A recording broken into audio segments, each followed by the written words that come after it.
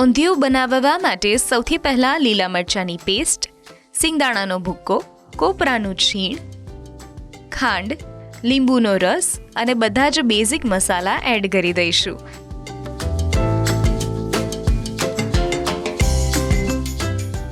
આ મસાલો તૈયાર થઈ ગયા બાદ રીંગણ અને બટાકાને ભરી લઈશું. ત્યારબાદ લીલી તુવેરના દાણા, સૂરતી પાપડી, ભરેલા મરચાં આ બધું જ એડ કર્યા બાદ થોડું પાણી એડ કરીને બધું જ શાક બાફી લઈશું.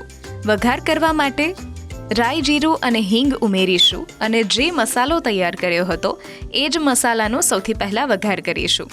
વઘારમાં સૌથી પહેલાં મરચાં અને ત્યારબાદ બાફેલું બધું જ શાક એડ કરી દઈશું. ફરીથી એક વખત બધા જ બેઝિક મસાલા એડ કરીને 5 થી 10 મિનિટ માટે પાણી એડ કરીને કૂક થવા દઈશું.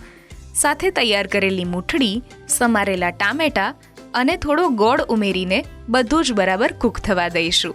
તૈયાર છે આપણું ઊંધિયું.